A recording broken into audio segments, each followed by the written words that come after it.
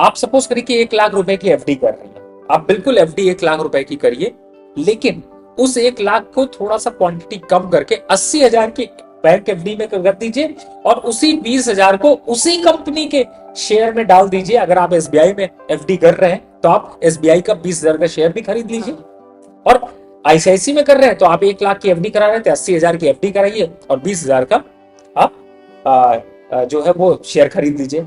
आप ये देखेंगे कि जो 80,000 आपने एफडी में रखा है वो उतना रिटर्न नहीं दिया, लेकिन 3 साल बीत जाने के बाद आपको आईसीआईसी बैंक, एसबीआई या जो भी आप इस तरीके के इन्वेस्टमेंट सोचते हैं वो आपको मल्टी बैगर रिटर्न देने की क्षमता रखते हैं। एग्जाम्पल के लिए मैं आपको बताता हूं, 2021-22 से, मैं बहुत ज्यादा हिस्ट्री में नहीं जाता, बहुत जाऊंगे तो बहुत बड़े रिटर्न मिलेंगे। आईसीआईसी बैंक में आपने एफडी करी थी, 7% की एफडी करी, 3 साल बीत गए। अगर आप 1 लाख रुपए का एफडी कराते हैं तो आपको 3 साल में 21,000 रुपए मिलते हैं। लेकिन आप आईसीआईसी बैंक का शेयर देखिए, जो 850 रुपए ट्रेड हो रहा था, उसने हाई मारा 1,400 रुपए का, यानी कि 40% की रैली हो गई।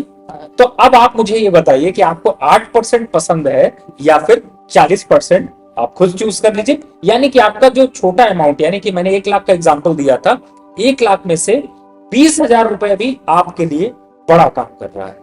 वेल राकेश जी, तो ये स्ट्रैटेजी तो आपने मतलब बड़ी कमाल की बात बताई कि मतलब जिस बैंक में आप एफडी करा रहे हो 1 लाख की बजाय 80,000 की करा रहे हो, 20,000 उसी बैंक के शेयर में इन्वेस्ट कर लो, तो इससे कितने गुने रिटर्न्स मिल सकते हैं लोगों को। यानी कि ये तो एक मल्टी बैगर टाइप्स भी साबित हो सकता है।